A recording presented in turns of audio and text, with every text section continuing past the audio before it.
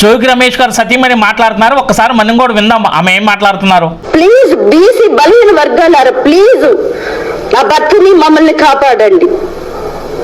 Please please please మిమ్మల్ని వేడుకుంటున్నాను.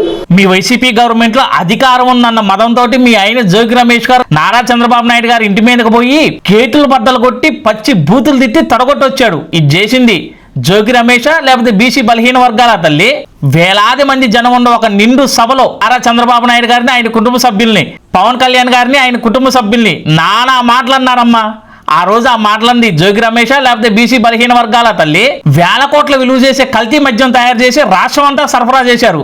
ఇది చేసింది జోగి రమేష్ లేకపోతే బీసీ బలహీన వర్గాల తల్లి? ఆ కల్తీ మద్యం సేవించడం ద్వారా వేలాది మంది అమాయక ప్రజలు ప్రాణాలు కోల్పోయారు. లక్షలాది మంది కాలేయ సంబంధిత వ్యాధులతోటి హాస్పిటల్ పాలయ్యారు. దానికి కారణం జోగి రమేష్ లేకపోతే బీసీ బలహీన వర్గాల తల్లి? కల్తీ మద్యం మీద వచ్చిన వేల కోట్ల అక్రమ సంపాదనతో పదుల సంఖ్యలో బిల్డింగులు కొన్నారు, కంపెనీలు స్థాపించారు.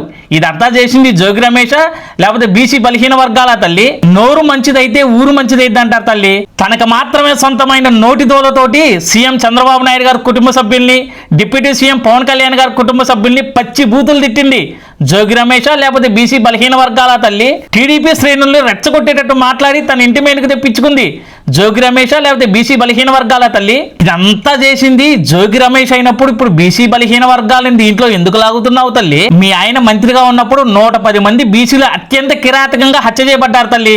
అలాగే 5,500 మంది బీసీల మీద అక్రమ కేసులు బనాయించారు. అప్పుడు బీసీ బలహీన వర్గాల మంత్రి జోగి రమేష్ గారు ఎక్కడ ఉన్నారు తల్లి? మనం అధికారం అనుభవించేటప్పుడు బీసీ బలహీన వర్గాలు గుర్తుకురారు. మనం చేసిన తప్పుల్ని సమర్థించడానికి, భుజాన్ని వేసుకొని మోయటానికి బీసీ బలహీన వర్గాలు కావాలా? అంతేగా తల్లి?